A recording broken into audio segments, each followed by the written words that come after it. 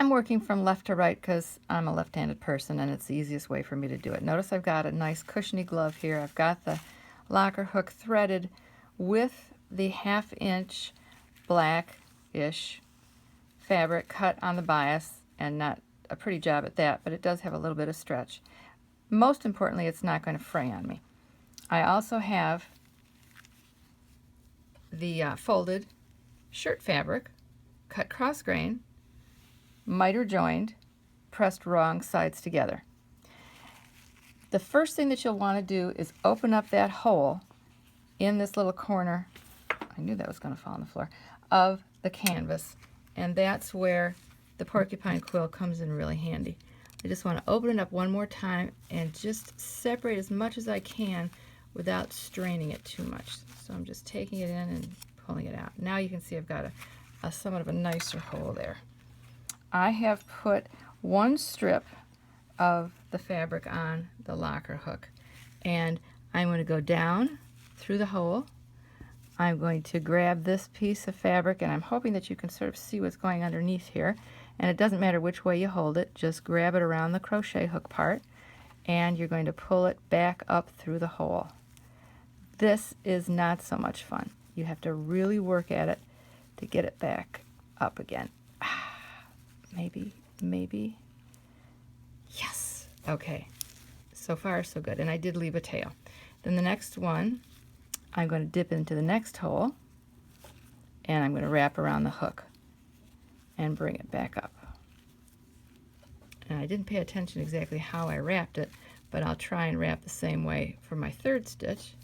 And this is going to be the most difficult part, the starting hole, and then all the way around until you get past the folded canvas. So I'm not going to take too many stitches, and I'm usually wrapping all the way around from underneath, and you notice it's this kind of action underneath there. Let's do it again so that you get the idea. There it is. And just as I say that, yes, I could have gone this way. It doesn't really matter. What is going to matter is that you should swap it up every once in a while. Do 5 or 10 stitches one way, and then do the next 5 or 10 the other way. Yes, it will mess up the back a little bit, but it keeps this fabric right here from getting tangled. So once you have it on your hook, then you're very simply going to take and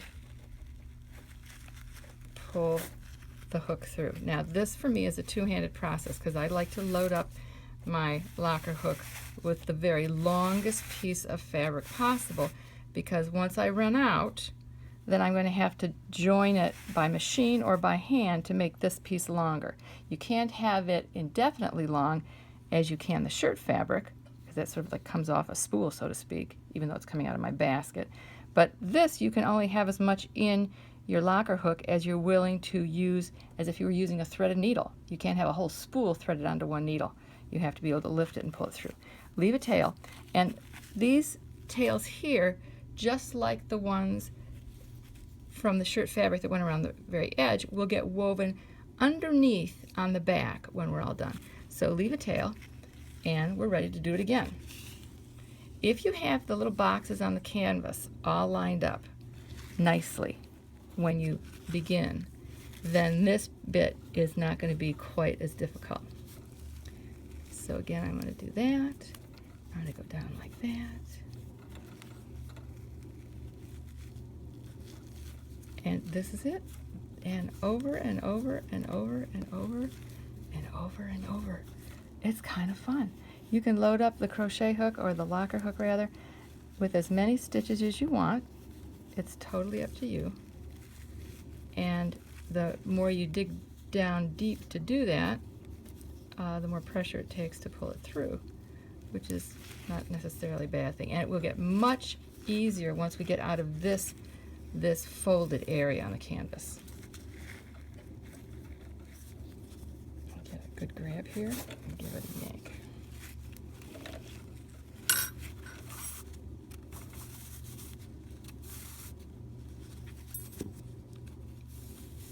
Now, I do want to make sure that goes all the way through. Let's give it a little pull. There it is. And I don't want to pull too tightly.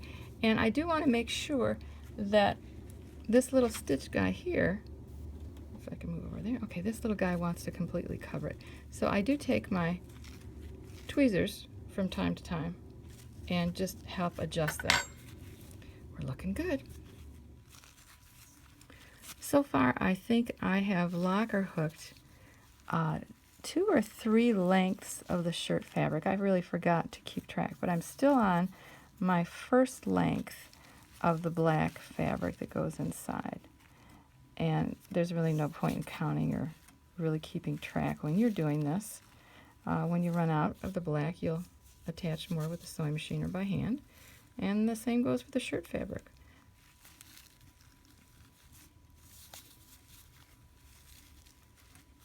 You can see how much I'm having to wrestle with this thing. Whoops, missed a stitch. Actually, that's good that that happened. My hook just fell out, so I can back it up and try and fiddle it in, or I can just take it, pull it out, and do it again. Whatever is easiest. Okay, we're getting to the corner, and I noticed on the shirt fabric I have a seam coming up. I'm crossing my fingers. It won't happen right at the corner, but I guess I'll have to deal with it if it does.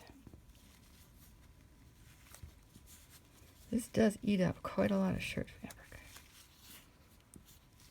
So it looks like I'm going to get that seam wrapped in before the very corner. Let's see how it goes. I hate when that happens, so pull it back a little bit. Try pulling again, maybe a little slower.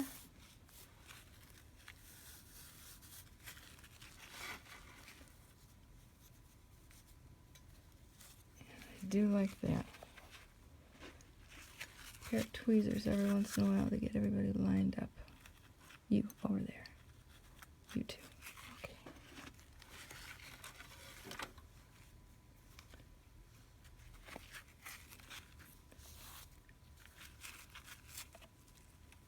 Alrighty. Never gets easier around that outside edge, but you just have to hope that your corners are lined up, and that will make it somewhat easier to get the hook in and out, but still it's a fight.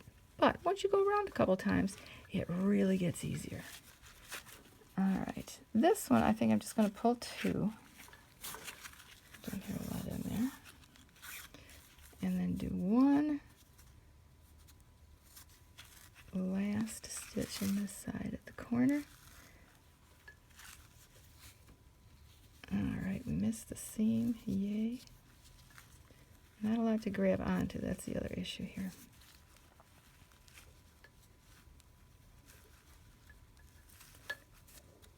And this is where the cursing starts. Oh, I did it. Yay!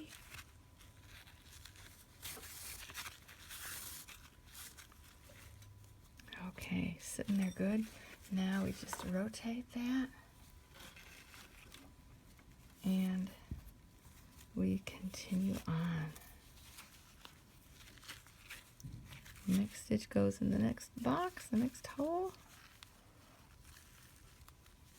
There it is.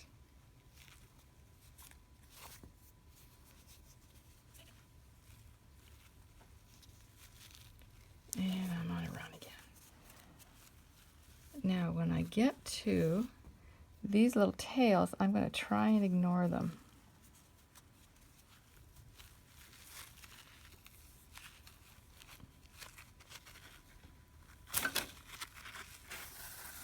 Once you have this on your lap, I'm at a table right now. Once you're on your lap, it's going to be a whole lot easier. Don't over pull that. Don't give it a good yank, just a very gentle yank, because you don't want this thing to start curling. Nice and flat is the order of the day. All right, guys, get out of the way here. This is where you grow your third hand to hold the tails out of the way. I suppose I could tie them out of the way. I wonder if that would help. Thinking on my feet. Except I'm sitting down. What does that mean? Okay, sit, stay. Fabric around the hook. Changing directions again because it's getting too kinked up.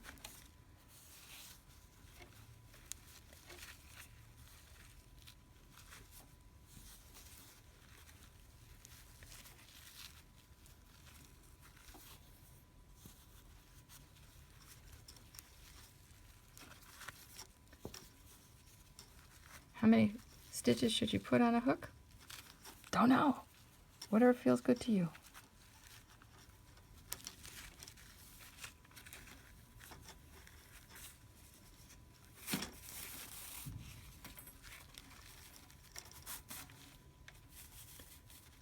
Alrighty.